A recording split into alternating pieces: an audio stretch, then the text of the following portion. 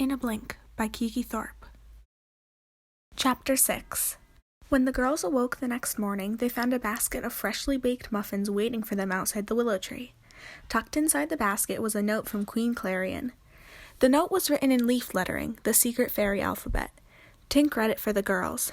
"You are to come to the fairy circle this morning," Tink said. "The Queen has news." "The fairy circle?" Prilla exclaimed. "It must be something important." After breakfast, Prilla and Tink led the way across the meadow. It was another sparkling day. The sky was robin's egg blue, and the grass smelled fresh with dew. The girls laughed and chatted as they walked. But when they reached a little clearing in the woods, they got quiet. Around a hawthorn tree, a ring of toadstools sprouted from the mossy ground. A hushed feeling hung in the air. The girls could tell it was a magical place. Queen Clarion was seated on a snow-white toadstool. On either side of her sat a fairy. "This is Rain, a weather talent fairy," said Queen Clarion, introducing the fairy on her left.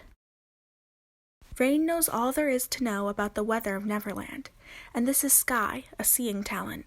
Queen Clarion nodded to the other fairy. "Sky can see things the rest of us can't. She and Rain have news about how you came to Neverland." Rain stepped forward. "A southern puff was bellowing," she said. "Cold high wilds drove the isle mainlandish.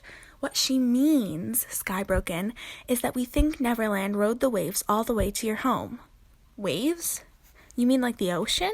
asked Kate. Sky nodded. "But that's impossible," said Mia. "We don't live near an ocean." "Nothing's impossible," Sky said. "The island does what it wants. We think it came so close to your world that it only took the tiniest tug to bring you here." "My blink," Prilla realized. "Exactly," said Sky. "I want to show you something." From behind a toadstool, she dragged out an old pair of spectacles. The lenses were foggy, the wire rims were bent.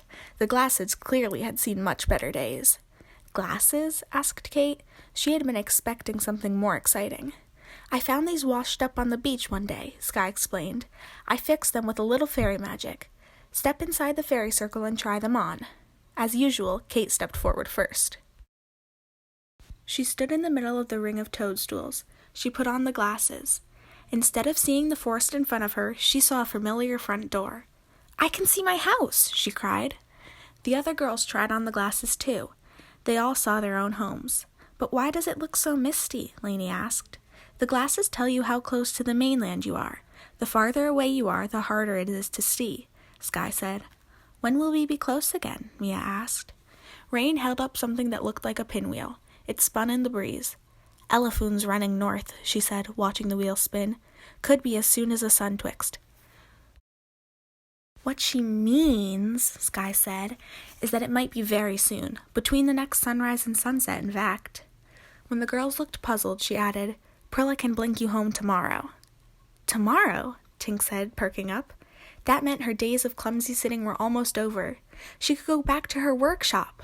Tink couldn't help herself. She clicked her heels with joy.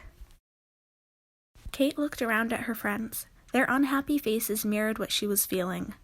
"But we just got here," she said. "Do we have to leave already?" "It might be your only chance," said Sky. "We don't know when Neverland will drift that way again."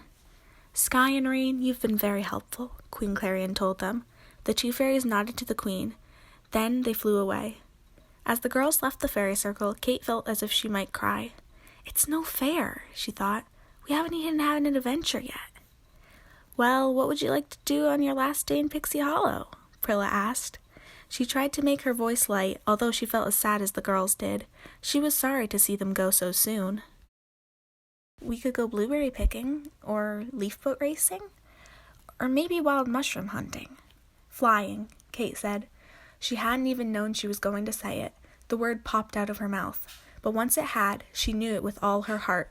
"I want to fly." "Yes," Mia agreed, her face brightening. "I want to fly too," said Lainey. "Me three," said Gabby.